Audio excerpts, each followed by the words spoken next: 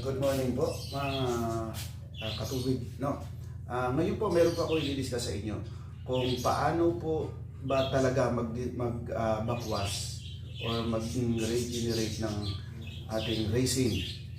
Kung paano po ba talaga ang tamang pag-regenerate.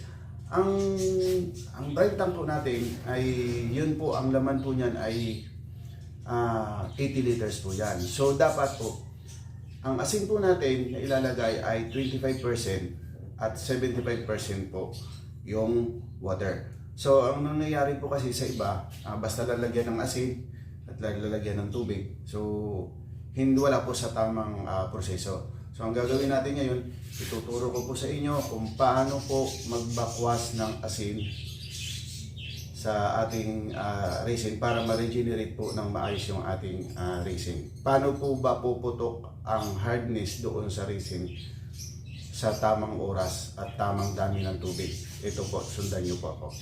Ito po yung ating brine tank. Ayan, ito po yung ating brine tank. Papakita ko lang po sa inyo, ano. Ito lang po. Yan. Tapos, ito walang laman. So lalagyan muna natin siya ng tubig. So lalagyan natin siya ng tubig na 75% ng tubig dapat na laman yan. Ngayon, at the same time, saka ilalagay din natin ang ating asin. Ito po yung ating asin. Ito pong asin natin ay ang laman po nitong isang tabo na to, yan, nakita po, ang laman po nito ay 2.5 kilong asin. So ngayon, lalagyan natin siya ng 4 na tabo, kaya mayroon tayong 10 kilong asin.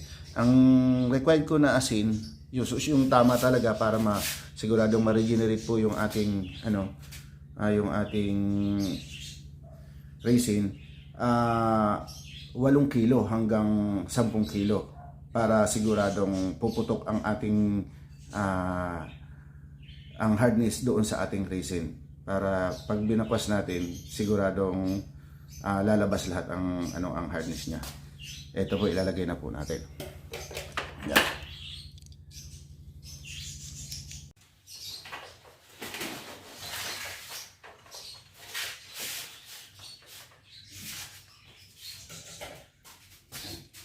Ayan, lagay na natin para Ayan.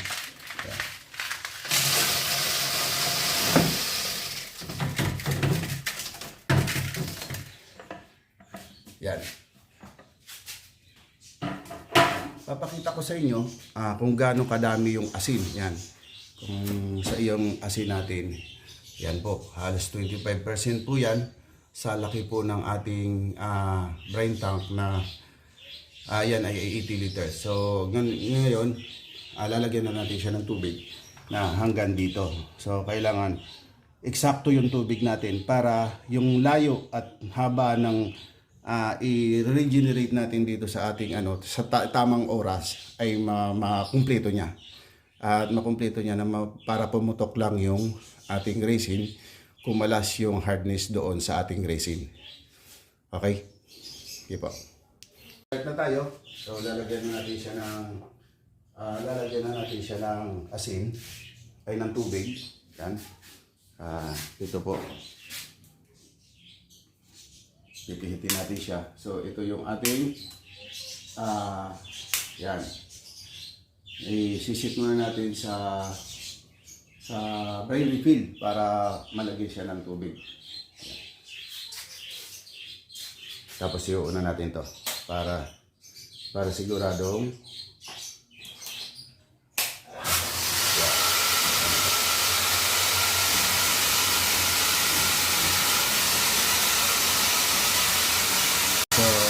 yan po, lalagay na siya ng water.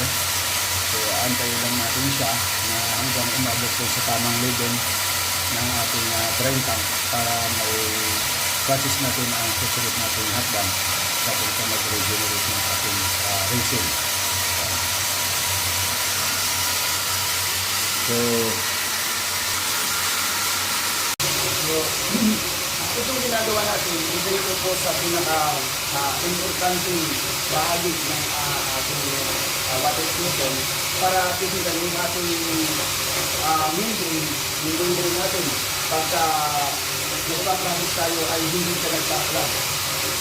dahil sa tama yung ating pagka-regulate ng ating racing, ng ating souvenir. So yung souvenir kasi natin, one time na yung ang souvenir natin ay puno na ng hard disk, nababalot siya ng hard disk. So pag nagpapractice tayo na meron siyang hard disk, hindi na natatanggiran o lumalabas na, sumasama na sa pag-practice natin dito. At siya ay nagdukot ng pagbara sa ating membrane. Bakit nga ba, sabi ng iba, bakit ang membrane namin kalalagay lang namin? 3 months pa lang nag-plug na. Dahil po sa maling proseso po ng ating pag-regulate ng ating racing, ng ating souvenir. So dapat nasa tamang proseso, meron tayong 25% asin at meron tayong 75% na water dun sa ating 80 liters na dry tank para at the same time, nasa tama po tayong pagpapractice ng ating pag-regenerate. So dito, makikita natin, papakita ko sa inyo kung paano pagkatapos natin mag-regenerate, kung paano natin siya ibabagwas, para makita nyo po ang resulta ng ng ating ginagawa. Dito ako naglagay ng ito yung aking sabakwas ko. Yan. Itong bumato. Yan, nakikita nyo. Dito bumabagsak yung tubig. Kasi nakikita ko, dito makikita natin kung madumi pa ba ang tumatapong tubig o malinaw na. Minsan kasi nagbabase lang tayo sa oras. Sa oras, malaki ang pagbabago, malaki po ang pagbabago o malaki ang diferensya kung magbabase lang po tayo sa oras. Minsan, ang gagawin po natin, butihin natin ng bakwas. 15 minutes ng bakwas. Diretso yun. Tapos pipihitin natin 15 minutes ng fast rinse. So, dun po, malaki po ang pagkakaiba dahil nai-intact lang yung dumi. So, yung dumi niya, kung nasa bakwas lang yun, tulak lang ng tulak. So, tulak lang ng tulak. Tapos pag ipinasusuba, balik isang bisis lang. Pero may gagawin tayo, ang susunod nating video, kasi masyado mahaba. Ituturo ko po sa inyo kung paano bakwas ng makakatipid ka sa tubig at the same time, pati sa kuryente. Pero sigurado tayong malilinis po ang ating ginagawa. So, papakita ko po sa inyo ang resulta niyan. Papitin lang po natin ito. So, yung video natin, abangan po ninyo para po masabay-bayan nito yung tamang pagbabakwas sa ating mga water station. So, tingnan muna natin ito. So guys, pag bakwas pala tayo, ay nag-regulate tayo, ang bawa na nagpapasunod po tayo, kaya nagbabakwas tayo ng nag-racing, huwag po natin kalimutan magamit po ng timer. Para yung timer po, ito yung magbibigay sa atin ng eksaktong pang-oras ng pagbabakwas, hindi tulak at hindi rin sobra. So kasi pagka hula-hula lang tayo, ay naka-15 minutes na ako, ay naka-10 minutes na ako. So hindi po. Ito, gagawin po natin ito, mag-itin po ito sa tubig at sigurado pong malinis ang ating membrane, ang ating souvenir sa gagawin natin ito. Gagamit po tayo ng timer, so para eksakto, ituturo ko sa inyo yung eksaktong pagbabakwas, eksaktong minuto, ilang minuto, bago pihitin ang ating manual.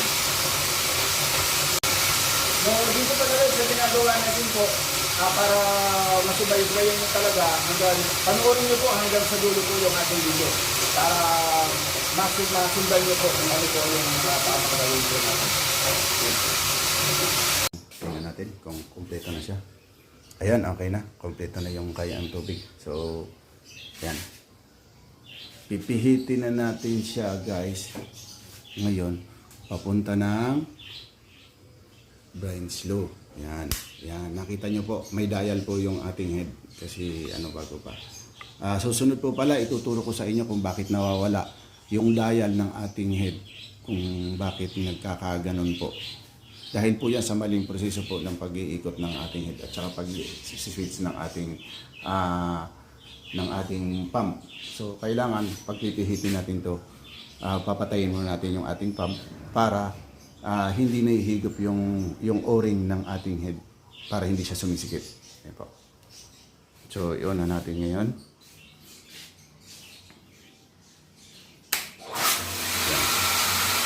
Dito na tayo mag-i-start guys ng pag-regenerate po ng ating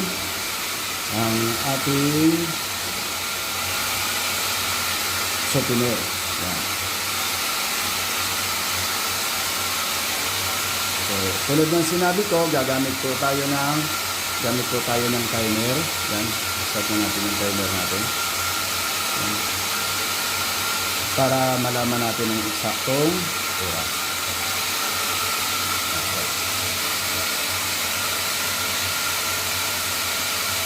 So yan, aantayin natin yan hanggang sa maubos ang ating asin. Yan, yung ating asin. Hanggang sa maubos siya. So,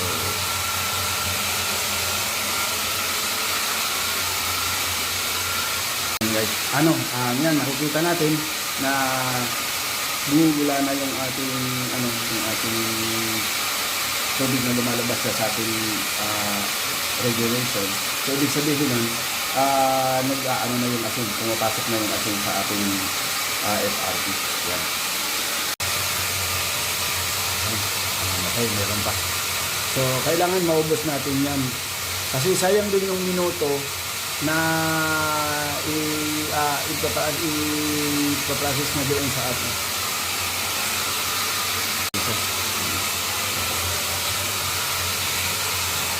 Ayan, nasa 1/4 pa guys.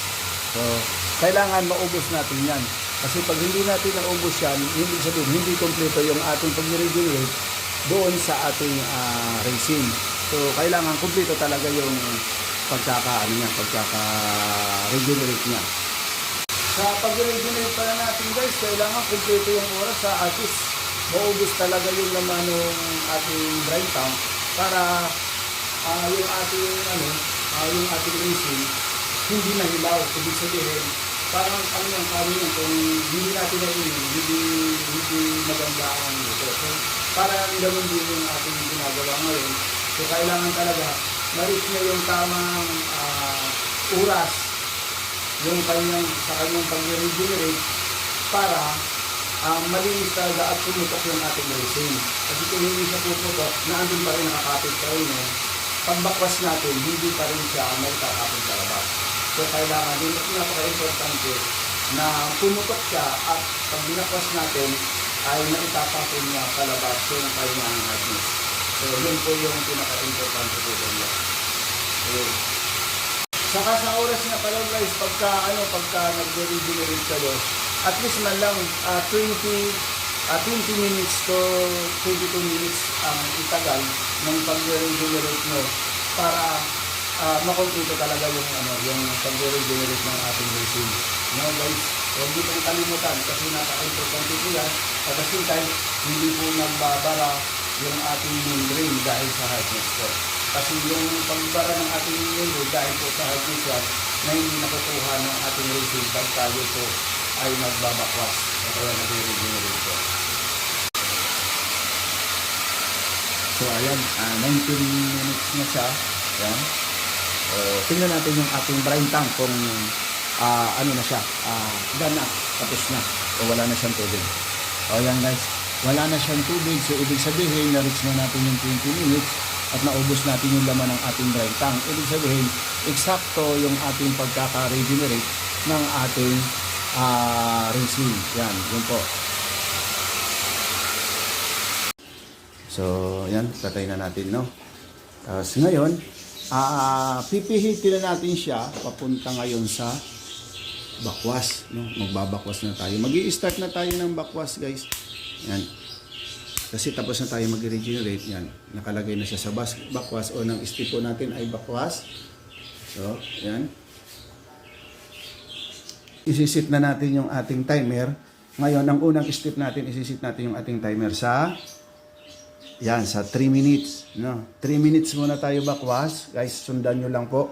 ito po ang prosesong matipid at siguradong malinis po yung ating pag-regenerate po, pagbabakwas ng ating resin. Yan, iuna natin yung ating pump. Yan. Titingnan natin ngayon yung unang labas ng tubig sa ating pagbabakwas. Yan, makita nyo po. Sobrang bula po siya. Yan. Ito pong ginagawa natin guys, ito po ay step by step po yan sa ating pag-regenerate ng ating resin at saka pagbabakwas po. Yan.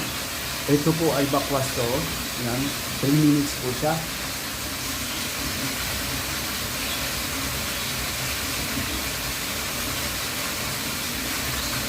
Yan guys, makikita natin no, na medyo nagbabrown na yung ating yung ating tubig na lumalabas. So ibig sabihin, inuumpisahan niya itapon yung hardness na pumutok na galing doon sa ating resin. Yan. Makikita nyo. Yan. So, yan po ang purpose ng ating backwashing. Kailangan nakikita natin yung ating tapon para alam natin kung makikita natin kung malinis na o hindi pa yung ating ginagawa, yung ating binabakwas. Yan. Pala guys, pagkatapos natin ng bakwas natin na 3 minutes, ngayon, ililipat natin siya ngayon ng fast rinse ng 3 minutes din. At least 4 times natin siya para yung na palipat-lipat para yung loob po ng ating resin ay naaalog po siya. So, parang muna siyang washing machine pagka ganyan.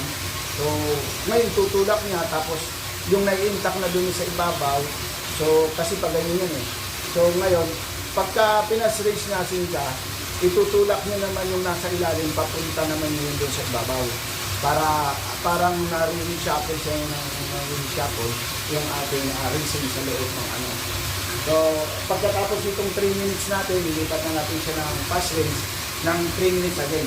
Ipapakita ko sa inyo yung resulta ng ating tubig na lumalabas. Yan. So, yan. Malapit na tayo matapos ng ating 3 minutes. So, tulog na siya. Stop na natin. Yan. Okay. Tapos ngayon, i-off na natin to. So ngayon, pupunta ngayon tayo doon sa lalagay naman natin yung ating yan sa yan, yung unang pitik po, yung unang dial po ay po yan, service. Punta tayo sa pass rinse. Kailangan siya. Yan. Yan po ang dial niyan. So start ulit tayo ng 3 minutes po.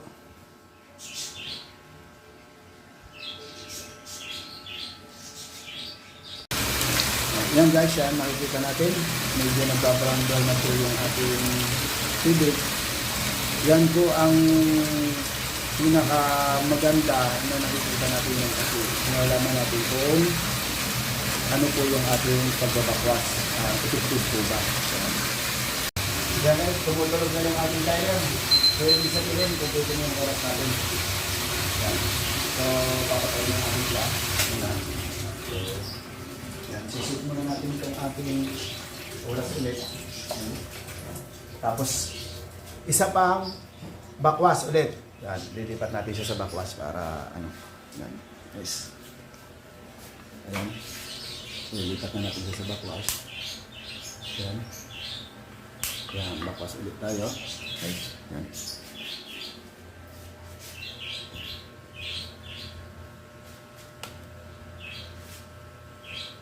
Start ulit.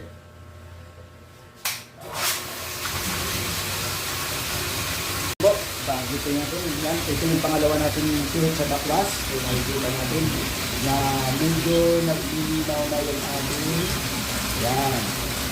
Oo. Yan ang kagandahan pagka inaalog natin yung loob ng ating FRP. Yan ang kita nyo dito naglilinaw siya. Yan, ibig sabihin, nahalukay na yung ating yung ating FRP. So pag luminaw to after 3 minutes, ililipat ulit natin siya sa pass rinse para para malalong malinis yung ating, maalog din yung ating FRP. So yung ating resin, mahalo siya hanggang sa mawala lahat ng hardness ng ating tubig. So yan po.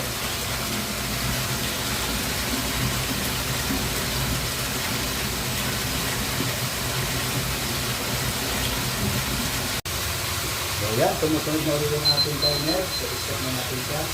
Ayan. Okay. Tapos, Tihit ulit natin siya ng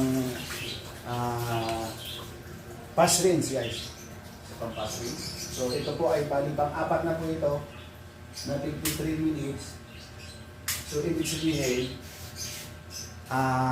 malapit na tayong matapos. So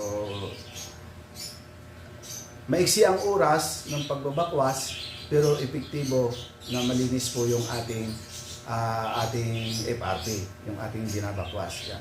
Yan po. So iuna ulit natin. Makikita natin na malinaw na yung ating ngayon pa lang nakita ko medyo malinaw na yung ating yan, kung makikita nyo, napakalinaw na niya, di ba? Nakakatatlong pa lang tayo niyan, pihit pa lang tayo na 53 minutes. So, ibig sabihin, napakatipid nung ginagawa nating pagbabakwas na epektibong malinis talaga yung ating ating FRP.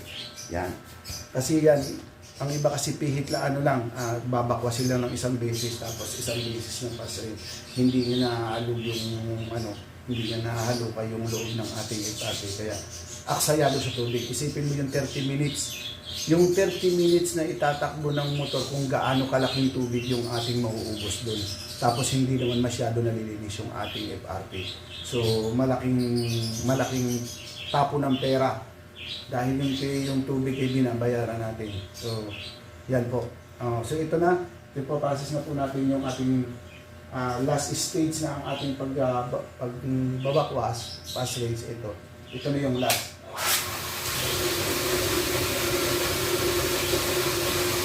So nakalimutan ko i-stop yung ating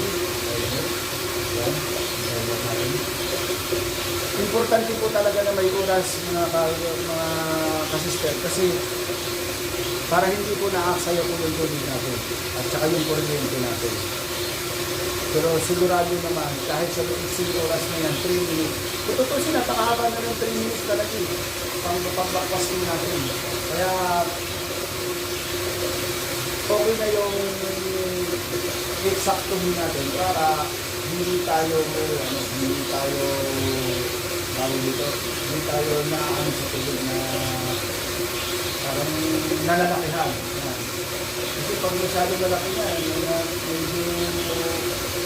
na tayo eh. Hindi na tayo kinikita pagka ganyan. Kailangan sakto natin ang ating ayan. Yes.